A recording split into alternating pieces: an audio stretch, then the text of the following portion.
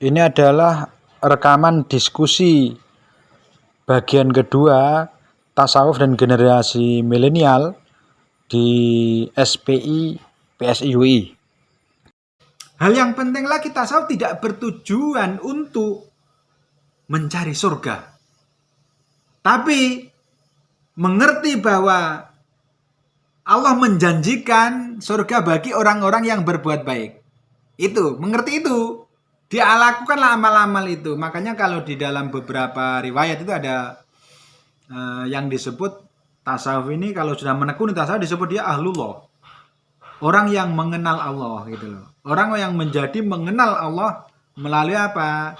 Melalui ma'rifatnya, pengetahuannya, memahaminya terhadap Allah melalui apa? Sifat-sifatnya.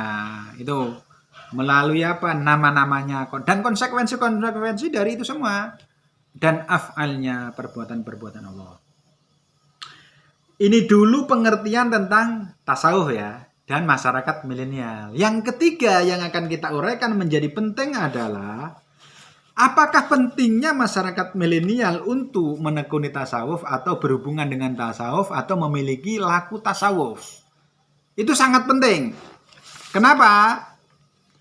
Karena konsekuensi dari hidup di tengah masyarakat milenial ini satu ya, menjadi penting itu ya, manusia semakin terindividuasi, menjadi semakin individual. Manusia semakin termayakan, merasa bahwa itu adalah hubungan-hubungan yang paling real. Kalau kita menyadari bahwa ada sesuatu yang mungkin tidak ada makna di dalam masyarakat maya itu, atau bukan suatu makna yang sesungguhnya kita cari, maka perkembangan dari masyarakat ini kita harus tahu sisi-sisi buruknya. Gitu loh, ya. Misalnya hubungan tidak seluruhnya harus dengan maya, gitu loh.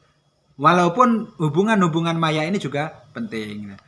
Jadi kalau kita lihat kembali ke masyarakat milenial itu ya, dia semakin membuat orang individuasi karena cukup dengan HP. Apa-apa pesan Gojek, apa-apa pesan Shopee Food, macam-macam itu kan ya. Itu apa? Harus menjadikan orang kuat batin dan imannya. Karena apa? Biaya internet mahal. Tidak semua orang sanggup kan? Terus biaya hubungan-hubungan dengan orang mungkin juga semakin terindividuasi. Oleh karena itu kalau ini tidak difahami akan menjadikan generasi kita apa? Satu, menjadi generasi konsumen, yang kedua menjadi generasi yang putus asa gitu. Nah, di tengah situasi itu tasawuf menjadi penting karena membangunkan semangat tidak putus asa kepada Allah. Allah itu berperan di dalam berbagai hal kehidupan.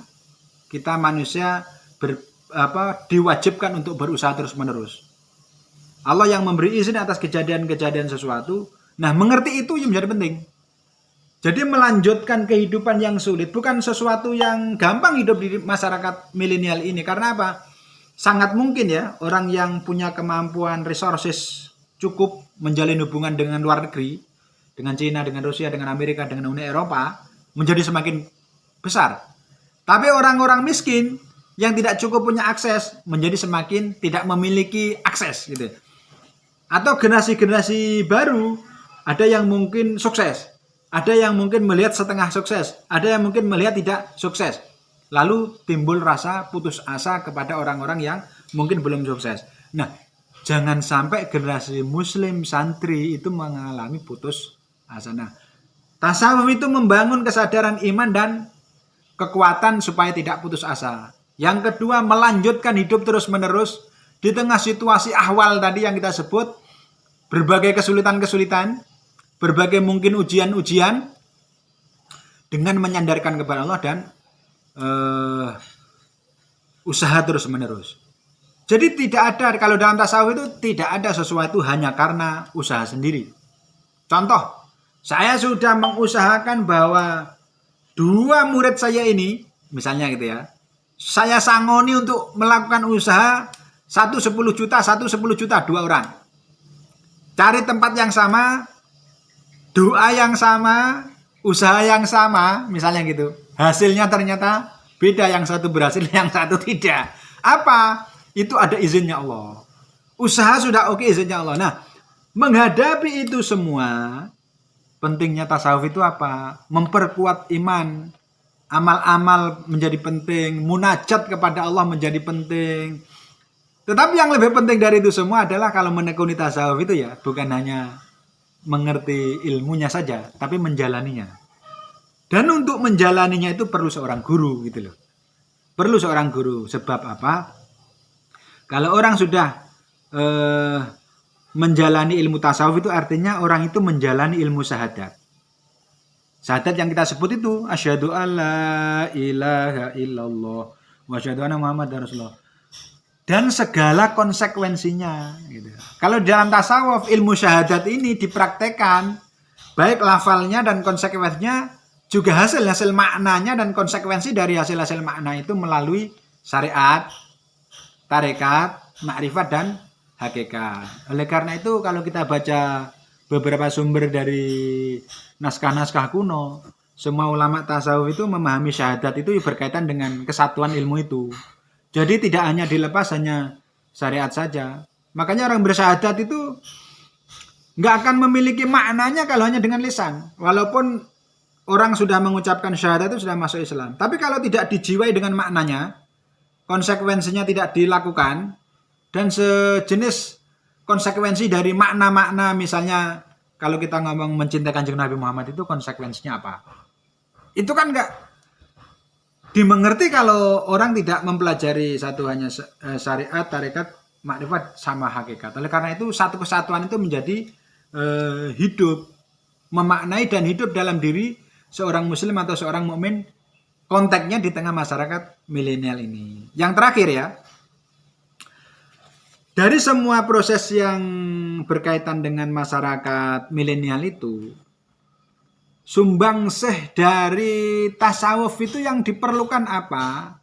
Mengarahkan, yaitu mengarahkan segala jenis pengetahuan-pengetahuan ini memiliki makna tujuan kepada Allah.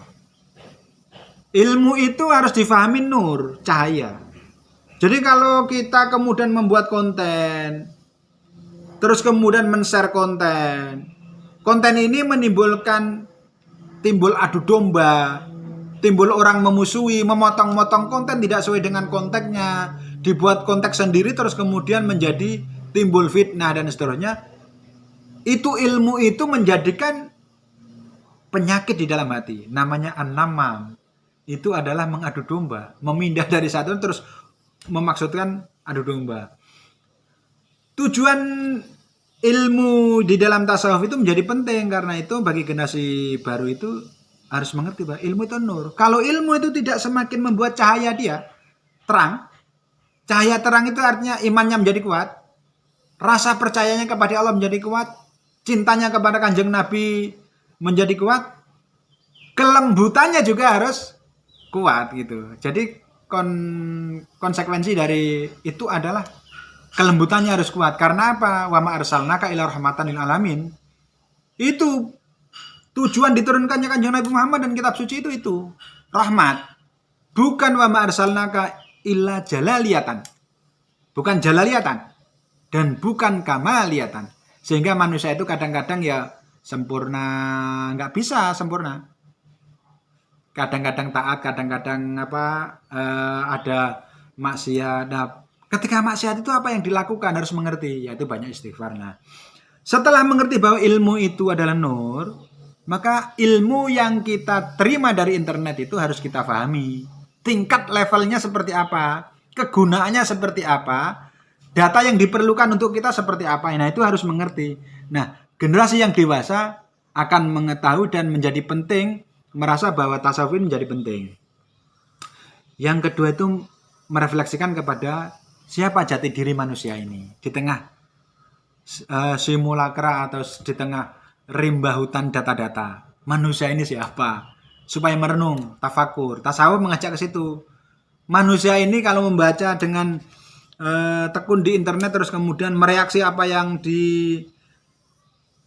dibaca itu, sebenarnya yang sedang mereaksi itu apa? Apakah nafasnya, apakah hawanya, apakah hayalnya? Lalu hati rohnya di mana? Nah, itu menjadi penting. Diajak untuk merenung supaya ingat bahwa internet ini hanya bagian dari ahwal yang diterima manusia, bukan tujuan hidup kita tentang itu. Yang terakhir itu keragamannya. Jadi keragaman orang di internet itu juga menunjukkan tanda keragaman ciptaannya Allah. Keragaman seluruh tanda ini mau kita apakan. Mau kita apakan. Satu sisi keragaman ini diciptakan Allah, ya harus kita terima keragaman itu. Tapi jangan sampai dengan keragaman itu kita tidak punya pandangan. Tidak punya sikap, tidak punya iman. Gitulah. Tidak punya jalan. Nah, untuk kuat melihat berbagai ragam itu harus tirakat orang itu. Tasawuf itu mengajarkan tirakat. Dengan guru supaya apa? Nanti kalau mendapat